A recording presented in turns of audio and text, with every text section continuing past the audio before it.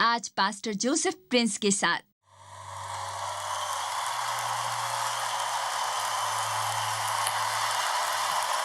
Hallelujah! चलो भी हर कोई अपना हाथ ऊपर उठाए। उनके नाम पर हम लोग प्रार्थना करें, यीशु के नाम पर।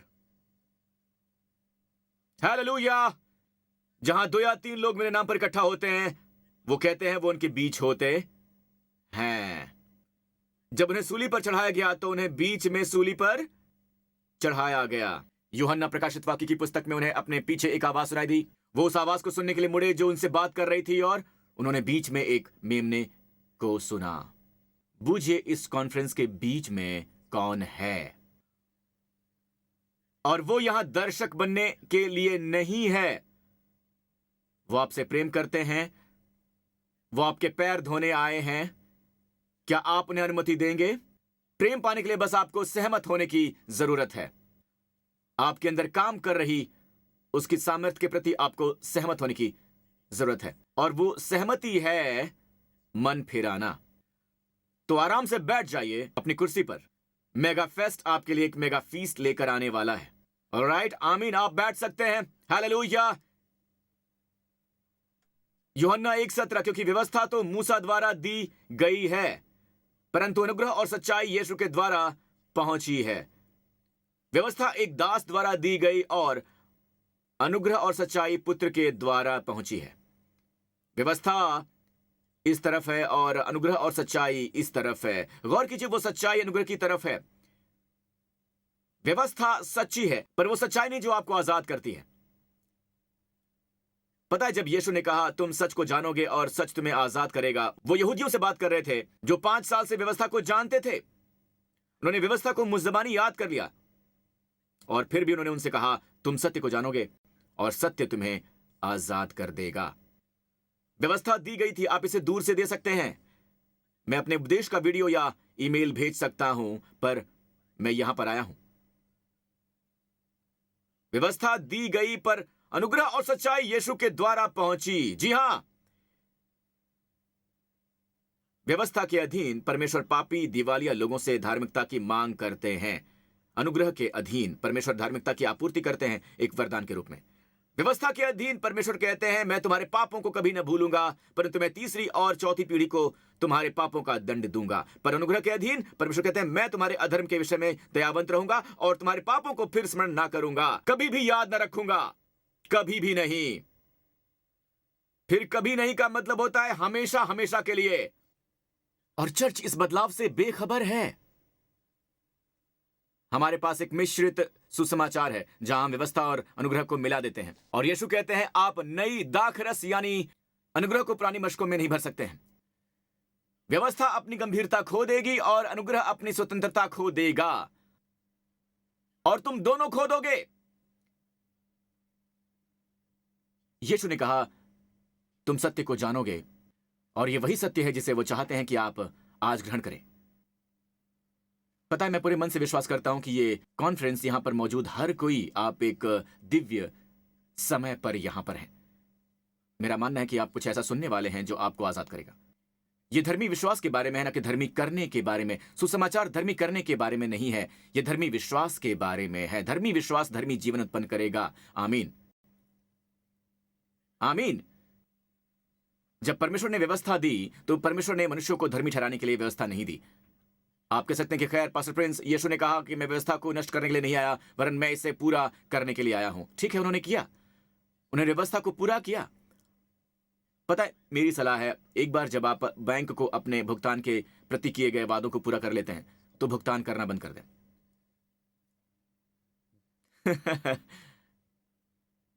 दोस्तों, व्यवस्था आपका विश्वास छीन लेगी। यह आपको आत्म केंद्रित बना देगी। ये आपको आत्मविश्लेषी बना देगी। मैं जो अच्छा करना चाहता हूं मैं वो नहीं करता हूं, है ना? ऐसा क्यों महसूस कर रहा हूं? मैं जोसेफ प्रिंस के खिलाफ इन विचारों को क्यों सोच रहा हूं?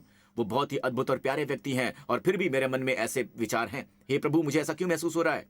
मुझे तुच्छ क्यों महसूस हो रहा है? मैं उदास क्यों महसूस कर रहा हूं? मैं क्यों मैं रोमियो 7, और रोमियो 7 से निकलने का मार्ग है रोमियो 8:1। जी हां, 8:1, जहां है वर्तमान काल। सो अब जो मसीह यीशु में है उन पर दंड की आज्ञा नहीं है, क्योंकि जैसे वो है वैसे ही हम भी हैं इस संसार में। अब फिर गलत मत समझना।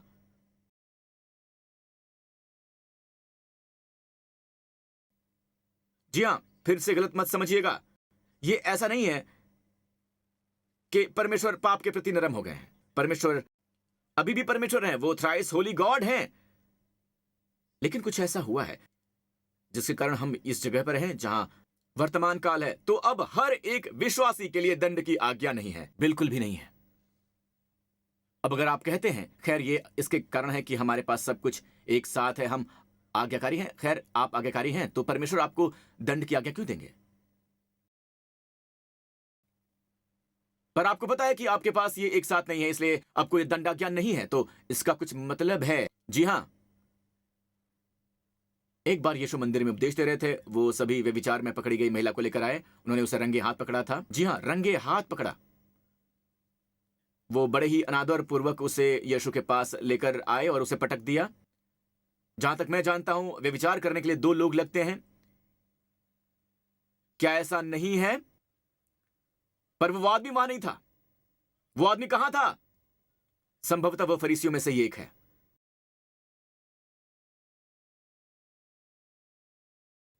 महिलाओं पर व्यवस्था सख्त हो सकती है। तो उन्होंने स्वामी से कहा कि हमने इसे व्यभिचार में पकड़ा है, चलिए मैं इसे अपनी स्वधर्मी आवाज के माध्यम से आजमाऊंगा। ये कठिन है, मुझे बड़ी कठिनाई से उद्धार मिला है, तो मैं अपना बेस्ट करूंगा। स्वामी, मूसा ने व्यवस्था में कहा है कि ऐसे को पत्थर मारना चाहिए। आप क्या कहते हैं? और कोई भी सहजता महज संयोग है। ओके, फरीसी इतने अच्छे नहीं दिखते हैं। अब यदि यीशु कहते कि उसे पत्थर मत मारो, तो वो कहते आप मूसा की व्यवस्था तोड़ रहे हैं। अगर यीशु कहते उसे पत्थर मारो, तो ये उन लोगों को असमंजस में डाल देता, क्योंकि वो प्रेम और अनुग्रह पर शिक्षा दे रहे हैं। जबकि बाइबल कहती है कि यीशु जमीन पर झुक गए और अपनी उंगली से उन्होंने जमीन पर लिखा। कई वर्ष पहले मैंने प्रार्थना की और प्रभु से कहा, प्रभु आपने क्या लिखा? प्रभु कहते हैं कि ये उतना नहीं है जितना मैं लिखता हूं। यह सत्य है कि मैंने जमीन पर लिखा, और जब इज़राइल में था मुझे एहसास हुआ कि मैंने यीशु के समय के मंदिर का मॉडल देखा, और मुझे मंदिर के अहाते का एहसास हुआ जहां शिक्षा देने वाले और रब्बी पढ़ाते थे, जहां यीशु रहे होंगे। ये मिट्टी की जमीन नहीं है, यह पत्थर की जमीन है। परमेश्वर की उंगली पत्थर पर लिख रही है। दूसरे शब्दों में वो कह रहे हैं कि तुम कयास लगा रहे हो कि मैं उस व्यवस्था के बारे में बता रहा था जिसके बारे में मूसा ने कहा कि ऐसे लोगों को पत्थर मारना चाहिए। तुम मुझे व्यवस्था के बारे में बताने की गुस्ताखी करते हो। व्यवस्था देने वाला मैं ही हूं। तकरीबन वैसे ही जैसे यीशु ने उनके विवेक पर व्यवस्था की पवित्रता की रोशनी की परिपूर्णता को उजागर किया था, जब वो कहते हैं कि अब आप में जो निष्पाप है वो पहला पत्थर मारे, और फिर से नीचे झुके और अपनी उंगली से दूसरी बार जमीन पर लिखा। जी हां, वो जमीन पर झुके और दूसरी बार उन्होंने अपनी उंगली से जमीन पर लिखा। अब परमेश्वर ने कितनी बार व्यवस्था दी है? 2 बार। पहली बार जब परमेश्वर ने व्यवस्था दी तो उन्होंने इसे कभी नीचे तक नहीं पहुंचाया। मूसा ने उन सबको तोड़ दिया। फिर परमेश्वर ने मूसा से कहा कि यहां आओ, और परमेश्वर ने उसे 10 आज्ञाओं का एक और सेट दिया, और इस बार परमेश्वर कहते हैं इसे अनुग्रह के सिंहासन के नीचे रखो। मैं इसे देखना नहीं चाहता। न्याय से अनुग्रह प्रसन्न हुआ। आमीन। इसलिए जब आप व्यवस्था से मुंह मोड़ लेते हैं तो आप अनुग्रह से गिर जाते हैं, और अनुग्रह काफी ऊंची भूमि है। जी हां, इसलिए दूसरी बार जब यीशु जमीन पर झुके उन्होंने जमीन पर लिखा।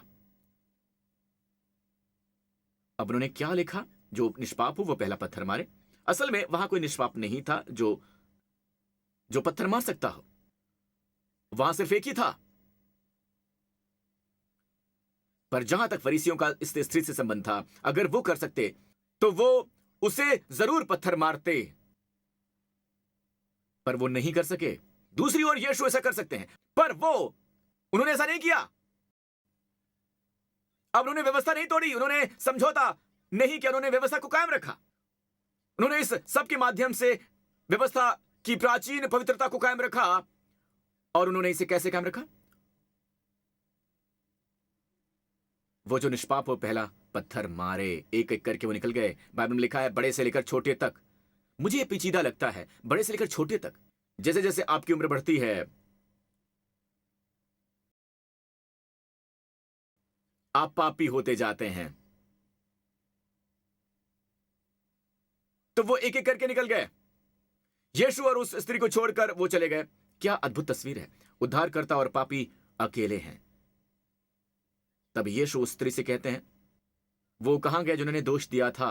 और वो कहती है, पहली बार आंखों में आंसू लिए हुए वो इधर उधर देखती है और कहती है, सब चले गए प्रभु, मैं भी तुझ पर दंड की आज्ञा नहीं देता हूं। जाओ और फिर से पाप मत करना। अब चर्च ऐसा नहीं करता है, ये उल्टा करता है। वो कहता है, जाओ और पहले पाप मत करके आओ, फिर मैं तुम्हें दंड की आज्ञा नहीं दूंगा। यीशु ने उसे किसी दंडाज्ञा का वरदान नहीं दिया और उसे जाकर पाप ना करने का अधिकार दिया। और जैसे ही वो गई,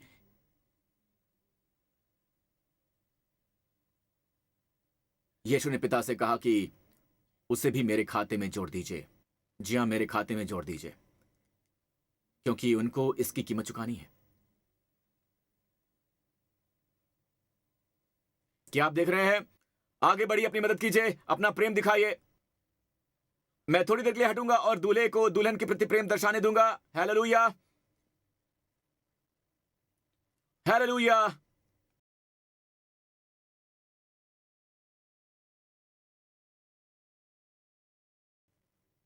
ऐसा नहीं कि परमेश्वर पाप के प्रति नरम हो गए हैं और इसलिए कोई दंडाज्ञा नहीं है। जी नहीं नहीं नहीं नहीं नहीं, हजार बार नहीं। परमेश्वर तो परमेश्वर है, परमेश्वर अभी भी परमेश्वर है। वो थ्राइस होली गॉड है। लेकिन आपके लिए और मेरे लिए कोई दंडाज्ञा नहीं होने का कारण यह है कि 2000 साल पहले उनको अकेले क्रूस पर, यानी यीशु को, उनके पुत्र को हमारे लिए लटका दिया गया था। और परमेश्वर ने हमारे सभी पापों के विरुद्ध अपना पवित्र क्रोध और आक्रोश प्रकट किया था, जिसे मसीह ने अपने शरीर में सहन किया। और आघात के बाद आघात, आघात के बाद आघात, आघात के बाद आघात, टूटी हुई व्यवस्था को उसके शरीर में दंडित किया। और यीशु ने यह सब अपने ऊपर सहा। यीशु ने यह सब कुछ अपने ऊपर सहा और उन्होंने पुकारा कि अब ये पूरा हो गया।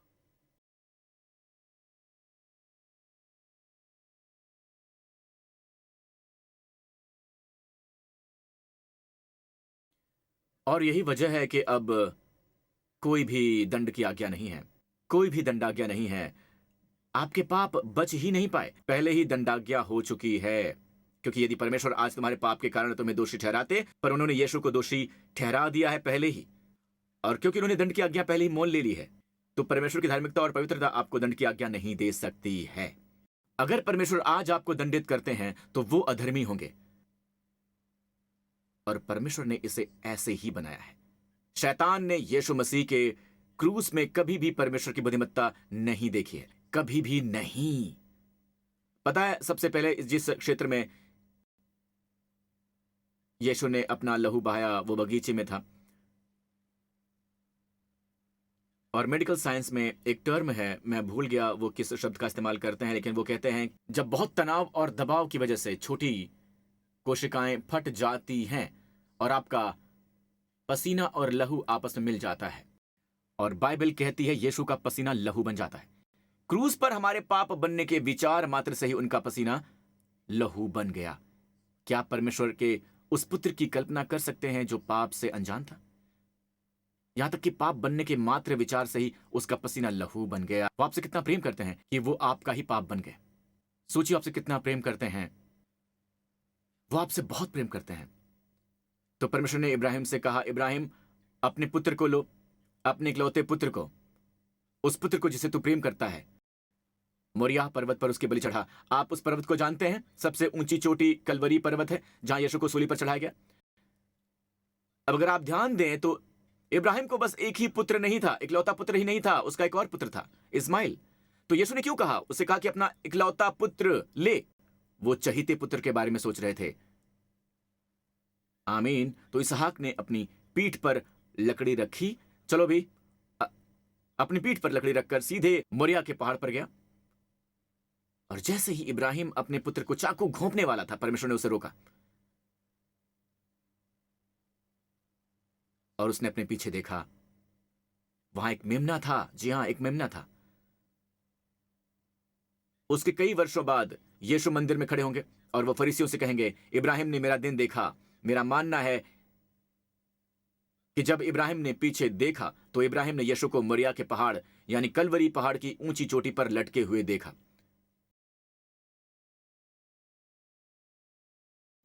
और फरीसियों ने यीशु से कहा, तुम अभी 50 साल के भी नहीं हुए हो, तुमने इब्राहिम को देखा? उन्होंने कहा कि इससे पहले कि इब्राहिम उत्पन्न हुआ, मैं हूं। वो जलती हुई झाड़ी का परमेश्वर है। मैं जो हूं सो हूं, या आप कह सकते हैं मैं वो हूं जो मैं हूं।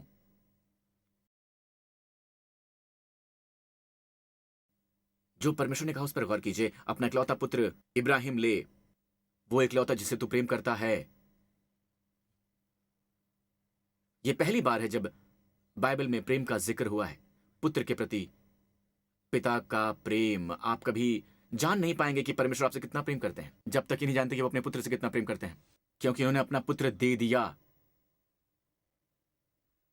और तब परमेश्वर ने इब्राहिम को रोका और परमेश्वर ने कहा कि अब मैं जानता हूं कि तू मुझसे डरता है, अब मैं जानता हूं तू मुझसे प्रेम रखता है, क्योंकि तूने अपने इकलौते पुत्र को भी मेरे लिए नहीं बख्शा, ताकि हम कह सकें परमेश्वर से कि मैं जानता हूं कि तू मुझसे प्रेम करता है, क्योंकि तूने अपने पुत्र की बलि दे दी, उससे जिसे तू प्रेम करता है, तेरा इकलौता पुत्र। चलो भी चर्च, हालेलुया। आपसे प्रेम किया गया है। और क्या यह वही परिपूर्ण प्रेम है जो हर भय को निकाल देता है? परिपूर्ण प्रेम वो प्रेम नहीं जो आपका परमेश्वर के प्रति है। यह आपके प्रति परमेश्वर का प्रेम है। उनके प्रति आपका प्रेम कभी भी परिपूर्ण नहीं हो सकता है, क्योंकि उन्होंने सबसे पहले हमें प्रेम किया।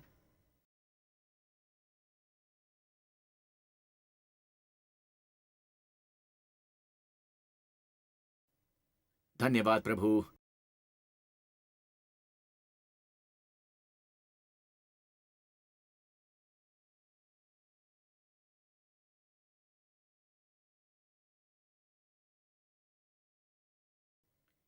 यीशु ने कहा, लोमड़ियों के भट्ट और आकाश के पक्षियों के बसेरे होते हैं, परंतु मनुष्य के पुत्र के लिए सिर धरने की भी जगह नहीं है।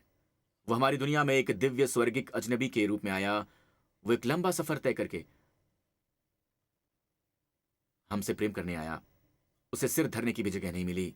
पर अंत में यूहन्ना के सुसमाचार में क्रूस पर इसमें लिखा है, जब उसने पुकारा पूरा हुआ और सिर झुकाकर प्राण त्याग दिए। और अब जो ये मुद्रा है वो सामर्थ की मुद्रा है। अधिकांश लोग मर जाएंगे और उनके सिर लटक जाएंगे।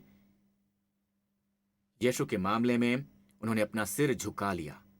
ग्रीक में इसी शब्द का इस्तेमाल हुआ है कि मनुष्य के पुत्र के लिए सिर धरने की भी जगह नहीं है। उसे अंत में विश्राम मिला। आपसे प्रेम करने में, आपका उद्धार करने में, आपको छुटकारा दिलाने में, आपके छुटकारे के लिए कीमत चुकाने में।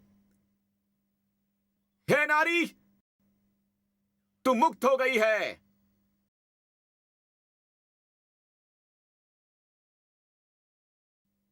सभी अपराध बोध और दंड की आज्ञा से मुक्त हो गई है। और क्योंकि अब कोई दंडाज्ञा नहीं है, पवित्र आत्मा आपके जीवन में कार्य करता है, आपको आजाद करता है। क्योंकि वो स्त्री कई वर्षों से कुबड़ी थी, जीवन में धूल उसका आयाम थी, सांप का भोजन। वो लोगों को उनके अंगूठों से पहचानती है कि ये सेरेना है, ये विलियम है, ये जैकब है, ये फला है, ये। और बाइबल में लिखा है कि यीशु ने उसे देखा। और उस जमाने में आराधनालय में पुरुषों और महिलाओं के बीच में एक दीवार होती थी। महिलाएं दीवार के दूसरी तरफ होती थीं। ऊपर से वो स्त्री झुकी हुई थी और यीशु ने उसे देखा और उसे अपने पास बुला लिया। 18 साल से वो एक दुर्बल करने वाली दुष्टात्मा के जाल में फंसी हुई थी। 18 साल से। बाइबल में कोई भी विवरण अर्थहीन नहीं है। 18 शैतान की संख्या है, मसीही विरोध की संख्या है 6 + 6 + 6।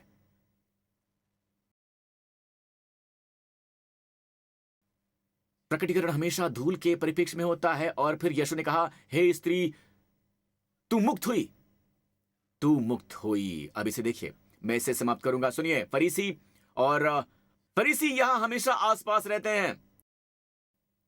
वो यहां मेगा फेस्ट में भी हो सकते हैं। और आराधनालय का सरदार लोगों से कहता है 6 दिन है जिनमें मनुष्य को काम करना चाहिए। देखिए, 6 दिन है जिनमें मनुष्य को काम करना चाहिए। उसकी करना चाहिए कि धारणा काम करने के लिए है, परफॉर्मेंस के लिए है। यीशु कहते हैं, क्या स्त्री को मुक्त नहीं किया जाना चाहिए? उसके मन पर बंधन है, उनके मन पर परफॉर्मेंस है, उनके मन पर व्यवस्था है। यीशु के मन में प्रेम था। जी हां, उनके मन में प्रेम था। यीशु के मन में आजादी थी। यीशु के मन में मुक्ति थी। जी हां, मनुष्य को काम करना चाहिए। यीशु कहते हैं स्त्री को मुक्त कर देना चाहिए। और आज मैं घोषणा करता हूं, आज रात है स्त्री, तुम मुक्त हो गई। ऊंची आवाज में स्तुति कीजिए, हालेलुया।